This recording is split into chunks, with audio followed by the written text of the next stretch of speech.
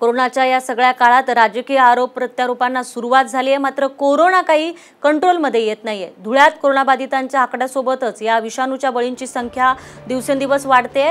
शिरपूरमध्ये कोरोनामुळे आणखी दोघांचा बळी गेल्याने एकच खळबळ उडाली आहे। यामुळे जिल्हावासियांच्या चिंतेत भर पडली असून एकूण मृतांचा आकडा हा 14 वर पोहोचलाय, तर कोरोनाबाधितांची संख्या 109 इतकी झाली आहे। दरम्यान कोरोना रुग्णांची संख्या दिवसेंदिवस वाढत असल्याने प्रशासनाची डोकेदुखी वाढली असून कोरोनाला रोखण्यासाठी प्रशासनाकडूनही विविध पातळीवर प्रयत्न सुरू आहेत।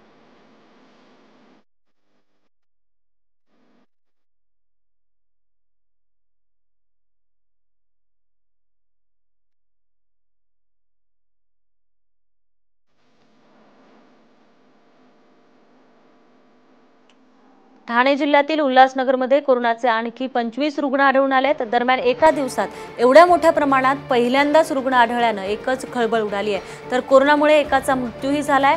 त्यामुळे सध्या इथल्या कोरोनाग्रस्तांचा आकडा 191 वर पोहोचलाय, तर नव्याने आढळलेल्या 25 रुग्णांमध्ये सम्राट अशोकनगरमध्ये 3, आंबेडकर नगरात 5, संत ज्ञानेश्वर नगर, कुर्ला कॅम्प, मराठा सेक्शन आणि CHM कॉलेज परिसरात प्रत्येकी 1 रुग्ण आढळलाय। सध्या या ठिकाणी 124 रुग्ण उपचार घेत आहेत, तर 61 जण आतापर्यंत बरे झालेत।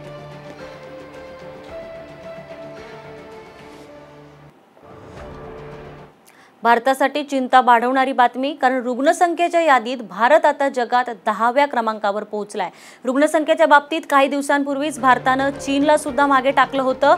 आता पुन्हा एकदा भारतात रुग्णसंख्येत मोठी वाढ झाली आहे, त्यामुळे आता चिंता वाढली आहे। गेल्या 24 तासात भारतात 6566 नव्या रुग्णांची नोंद झाली आहे।